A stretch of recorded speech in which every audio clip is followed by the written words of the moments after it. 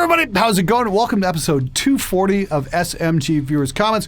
Glad you all could be here. Hope you're going to have an amazing weekend. Let's cut the shit and get right to it. If Axe-Fx is to simulate a tube amp, why not just use a tube amp? Dude, people spend thousands of dollars on an Axe-Fx. Of course they have to use it on the record. Why? Because they spent money. Doesn't matter if you've got a bank full of tube amps sitting over on one side of the studio. They spent money on it. They're using it. That's the end of it. The exact same argument I had back in the 90s with guys who brought in guitars and amps that weren't quite up to snuff.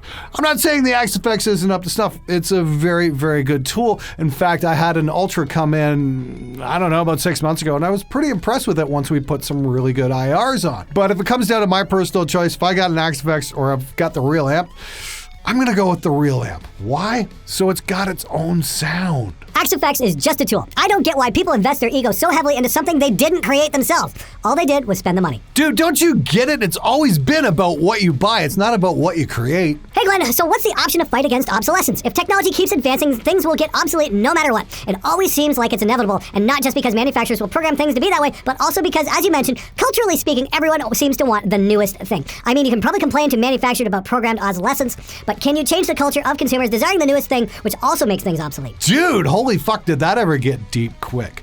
I think you touched on some very important points. You know, there is always the desire for the new flashy thing. The only thing I can suggest about the culture of wanting the newest and latest and greatest and all that kind of stuff is some very wise words one of my college professors said to me way back in like 1991 when we were talking about computers. And I think this also applies to, you know, guitar multi-effectors, amp sims, and all that kind of stuff, especially when you're talking big dollar items. Always buy last year's model. In my case, I'm looking at picking up a second camera for the show so I can maybe do some multicam stuff and just kind of speed up production. I'm a total camera junkie. I'm shooting on a Panasonic GH5. I've had it for about 3 years. 2.5 maybe, I don't know. Anyway, it's fantastic, and I've looked at a lot of other cameras that have come and gone, and not many of them have the flip around screen, which I have to use for YouTube.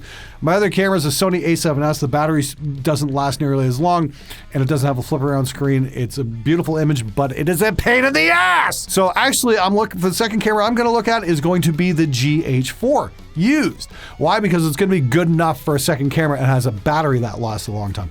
That's what's really important to me when it comes to making my show. Sure, I could probably go out and buy a red camera. I've always dreamed of owning a red camera. Do I need one for the show? Absolutely fucking not. It would be throwing my money away. Maybe that's what comes with age. You have the wisdom to realize that what you really want isn't always the best solution. So I ask that to everybody out there. If you're looking to buy a digital amp modeler, be it Axe-Fx, Kemper, Helix, or whatnot, ask yourself, what do you actually need? What are you actually going to use? And what's going to suit your purposes the best? Because quite possible the most expensive one isn't really the one you really need. People have some tender-ass egos, getting offended when you say you don't like the same stuff they like, acting like they engineered the Axe-Fx and you just insulted their life's work. Well, what people are actually looking for is purchase validation. They spent a crap ton of money on this latest whiz-bang piece of gear, in this case, maybe an Axe-Fx or a Kemper or whatnot, and they're looking for like-minded individuals that will validate that purchase and agree with them. And if anybody has an opinion that says anything different, look the fuck out, because they're going to attack that person. Certainly happened to me enough times, and I know there's definitely a few threads dedicated to my show on the Axe-Fx forum. The thing is, I actually like the sound of the Axe-Fx, and I think it's a pretty cool tool. But I also think there is some issues with the obsolescence factor and the overall price, especially on the foot switch, which I think is fucking outrageous. Get a Mellow Audio MIDI commander instead. You'll save yourself a fucking fortune. The only thing is, if you used an Axe-Fx Ultra right now, you wouldn't tell anyone it was an Ultra. No one would tell you that it sounds like shit. Many people are saying that the 3 isn't much better than the 2. I'd say if you buy the latest Axe-Fx, you're good for 10 years. Pretty solid, man. Israel, I think you're right on the money, dude. I tried the Axe-Fx Ultra out about 6 months ago, and I threw some of my own custom IRs on it, and I thought it sounded fantastic. So there you go. You definitely don't need the latest version. If you really want to get in the Axe-Fx game, yeah, buy last year's model. Buy a model from several years ago and get it used, because you probably will save a crap ton of money. You might not get all the functionality of the 3, but you know what? You're gonna get some pretty damn good tones. Glenn says that the Axe FX is going to get obsolete eventually. Days later, Neural DSP drops the quad cortex. Oh no, you mean the Axe FX3 isn't gonna be the latest, greatest thing forever? I thought somebody said it would never be obsolete. Glenn, I would love to see a video on what microphones you recommend for recording each drum, guitar, and bass cabinets and acoustic guitars. Your wealth of information, keep rocking. Jason, please check out some of my tutorial vids. How to record heavy guitar, how to record heavy drums, how to record heavy bass. All the questions you asked are answered in there, and I've always got links in my description for all of those videos. So what are you doing watching this thing? Get to it! Hey Glenn, Happy New Year. Question, I hardly see you use a 57 on the snare. Do you not like it? Sometimes do, sometimes no. Thoughts on that, please, and fuck you, Glenn. Oh, the 57's great on the snare. It's just everybody uses it, so I thought I might try and do something a little bit different. In a world full of copycats, I'm trying to do my own thing. I like the Earthworks mic. I really like the Beta 57, and I really, really like that new one from Telefunken that's like the short dynamic that's got a really tight pickup pattern. It's super cool. Dave Velez brought one out to the studio there a few weeks back, and we got some great results with it. So there are many, many, many options out there for snare other than just the plain Jane 57. Don't be afraid to experiment. Don't be afraid to break from the mold. You might get some people who say, oh, that's different, I don't like that, but you know what? Their opinions don't matter anyway. Do what pleases you. If you like the 57, great, but if you want to expand, that's fine too. And now it's time for... And what about the bullying? I was one of the early subscribers. I stumbled on the first video and subscribed for a long time, but what made me really unsubscribe is bullying. If he does not agree with you, you wind up being on the butthurt of the week. But what really got me was that several times he bullied other people, such as bald people, bearded people, etc. Oh, man. Wow. Okay, yes, the bald people and bearded people thing. I guess I have to spell that out. Sometimes you say things that are just so completely outrageous that some people take you seriously. Look, man, I'm sorry I have to spell this out, but apparently I do. I've got nothing against bald people, except for Henning Polly. I've got nothing against bearded people. I do have something against dumb people who haven't figured out what sarcasm is yet, though. Look, man, if you want to play the bullying card, maybe look up the definition, because bullying is using threats and intimidation to get what you want. There's no threats, there's no intimidation, and there's certainly no violence or anything of that matter.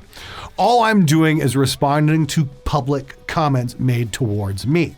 I am allowed to do that. I'm not a punching bag. This is an interactive show. If somebody makes a public comment, I am well within my rights to respond to that comment. And if it makes it up on Butthurt of the Week, that's because I think it's exceptionally stupid and needs to be corrected. I'm sorry I lost you as a subscriber, but seriously, man, lighten up. Hey Glenn, love your tutorials as always. Cutting the drums, recording, mixing process in little 10-minute videos makes it a lot more understandable than one huge 1 hour and a half video and gives us time to process the info and try it on our own. Thanks a lot for sharing your knowledge. I love the Earthworks mic on that snare. Cheers. Oh, you're referencing my newer series called Drum Fundamentals. We take a look at some really basic stuff out there for guys who might just be struggling with that. Didn't get a crap ton of views, unfortunately. That's kind of a shame because there's a lot of useful information in there. If you guys want tutorials, make sure you check out my Drum Fundamentals program because it is very much an entry-level introduction into recording drums. And now we've got a new segment on this show called Can You Believe This Shit? This week, can you believe this shit? Sarnia Medical Group. Wow, where have you seen that logo before? Glenn, you always tell us to experiment. I was messing around with different mics and got some awesome results with the Shure Beta 52 kick mic paired with an SM57 on the cab. I would recommend it. Dude, that's awesome. Good for you for breaking out of the mold and trying something new. Yeah, there's no hard and fast rules about recording guitars. You can get great results with a single SM57. You can get great results not using a 57. You can use condensers. You can use all kinds of stuff. Ribbons. Don't be afraid to try new things. You might just love what you get. Beta 52, I might want to try that at some point. Thanks for the suggestion, dude. Hey Glenn, just curious, why are you so hard on MIDI drums but not MIDI bass? Just trying to understand. Keep up the good work. Well, the reason is because MIDI bass isn't in danger of completely replacing the musician. We hear mostly MIDI drums on recordings these days. It's very rare we hear a drummer that's been unfucked with one way or another. There's either samples layered on or he's been completely replaced, time alignment, all this stuff like that. We don't get to hear the drummer anymore. We get to hear bass players a lot. So if somebody's going to throw a synth bass on a record every now and then, That's fine, because I don't think we're in danger of losing the bass guitar player, because you can record them quietly. Recording drums is a real challenge and takes skill to learn how to do it correctly, and there's a huge learning curve. And many people have taken the shortcut to just using samples and stopped there and never bothered to take the extra steps to learn how to make their own drums sound that good. That's my inherent problem with drum samples. Hey Glenn, I'm a aspiring 18-year-old recording engineer from the Bay Area, and I recently ordered the last few mics I need to start recording drums from Thomann. Unfortunately, they got dropped off with USPS a month ago, and no one there has any idea where they are. Because they're an international shipment, USPS doesn't have to admit they lost them, and Thomann won't resend my order or refund me until USPS formally admits they lost my package. It's the most money I've spent on recording gear this far, and I can't afford to buy them again and take the hit. Have you heard of anyone having a similar problem, and any ideas for what I should do next? Thanks so much for all the videos. You rock. Wow, that completely bites, man. I wish I had an easy answer for you, but the responsibility does lie within USPS. If they are handing you some crap about international shipments so they're not responsible, I say bullshit, man. See if you can go up the chain, talk to somebody in management, that kind of thing, and see if you can get some answers from somebody. I mean, don't take no for an answer. They lost your shit. They owe you a set of mics. It's that simple. Thomann should have insured it as well. And if they didn't and USPS lost it, that's between USPS and Thomann. And you know what? Thomann, you need to step up here. You need to look after your customers. I've made a lot of recommendations to buying gear from Thomann over the years. I'm more than happy to share your links, but you can't let this stuff slide. You can't say, oh no, it's our fault. You shipped it through USPS. You are ultimately responsible to your customer. So I'm going to make sure the people at Thomann see this video and say, hey, we want to follow up on this. We want to make sure this guy gets his microphones, and we're expecting answers. We don't want bullshit. Glenn, I'm looking for help on having a good guitar tone, especially about EQ. I have a Boss Katana and a Condor $100 Strat. This guitar sucks, doesn't stand tuned, and the bridge pickup is deep into the body. I tried adjusting the height of the pickup, but it just stuck in there. Also, cheap single coil pickups, so there's really no way I can have a good metal tone with that. I'm changing guitar soon, however, my family has a really complicated financial situation right now, so I'll just have to wait and stick to it, what I got right now. Also, everything is crazy expensive here in Brazil. Enough complaining, let's get to the point. I'm aware of boosting mids, scooping bass, and keeping gain not too high and not too low, and using a boost to get good distorted tone without sounding muddy. But I'm really not satisfied with my tone. Any tips? Cheers from Brazil, and fuck you, Glenn. Love you. Hey, Raphael. So great to hear from you. I love the fact that there's a raging metal scene in Brazil. I think it's awesome. One of these days I really want to visit. I think it'd be just a cool place to visit. I'm not sure how I can help other than offer a little advice. Maybe change out that single coil pickup, and that might help. I mean, you're going to get a quacky sound with a cheap Strat copy for sure, and that's probably got a lot to do with it. Like a DiMarzio Super Distortion might go a long way into rounding out your tone right there. And of course, the other thing is to just practice with different mic placement, all that. And maybe go with digital, maybe go with a plugin or two. You might want to try out Ignite Emissary. It's a free download. Make sure you look around for some IRs and that kind of thing. That might get you in the ballpark a lot quicker than dicking around with an amp. At least it'll give you an idea what kind of tone you should be shooting for. And you can use that as a reference when you're dialing in your amp. That might help out a lot.